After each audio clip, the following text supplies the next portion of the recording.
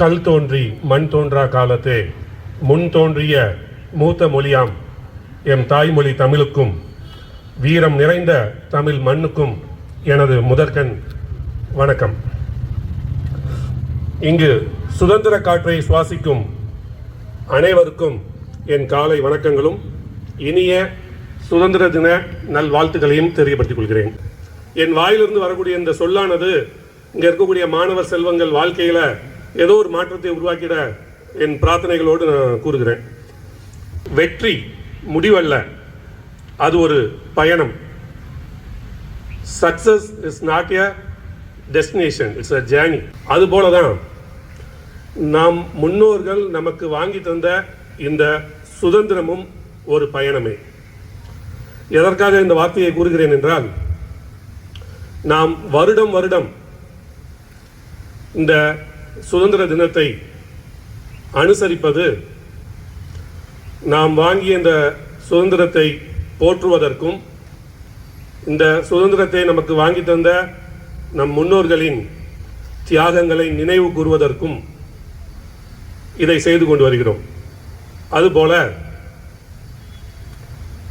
நம் ஒவ்வொருவருக்கும் உள்ள கடமை இந்த சுதந்திரத்தை நம்ம தொடர்ச்சியாக கொண்டு போகிறதுங்கிறதுக்காண்டி தான் நான் அது ஒரு பயணம்னு மென்ஷன் பண்ணேன்.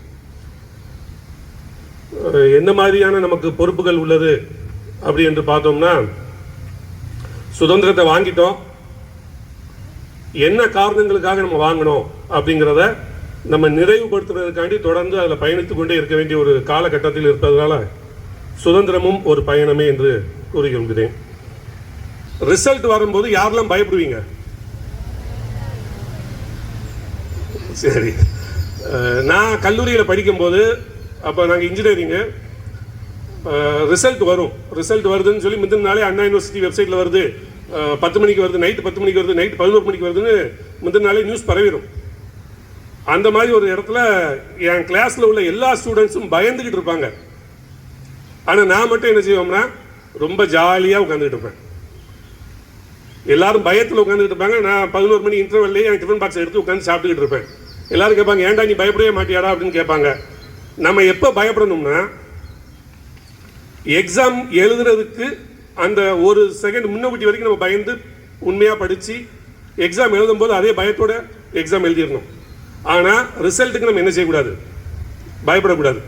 ஏன் இந்த வார்த்தையை சொல்கிறோம்னா, காரணம் இல்லாமல் நம்ம என்ன செய்யக்கூடாது?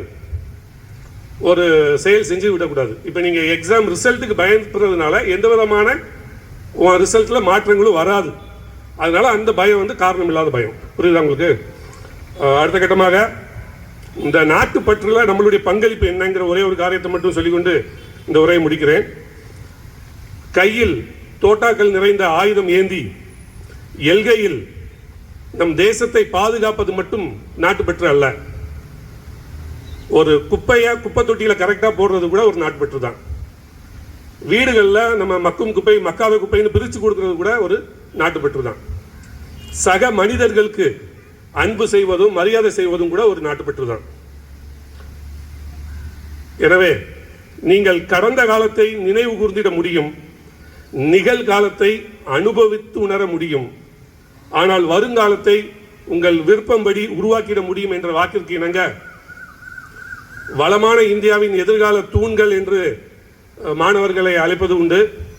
அந்த வளமான இந்தியாவின் எதிர்கால சிற்பிகளாய் உங்களை நீங்களே செதுக்கி வளமான இந்தியாவை உருவாக்கிட உங்களுடைய தேசப்பற்றை வளர்த்து கொண்டு இந்த கல்லூரி படிப்பிலே உங்களுடைய தனித்துவத்தை மக்களுக்கு தெரியப்படுத்தும் விதத்தில் இந்த கல்லூரியிலிருந்து நீங்கள் கடந்து செல்லும் போது இந்த கல்லூரியில் படித்த அந்த ரெஸ்பான்சிபிலிட்டி உங்களுடைய வாழ்க்கையை எப்படி மாற்றிருக்குங்கிறத பிறருக்கு காட்டும் விதத்தில் நீங்கள் இருப்பதற்கு உங்களுக்கு வாழ்த்துக்கள் கூறி இந்த வாய்ப்புக்கு என்னுடைய நன்றியை தெரிவித்துக் கொண்டு விடைபெறுகிறேன். நன்றி, வணக்கம்.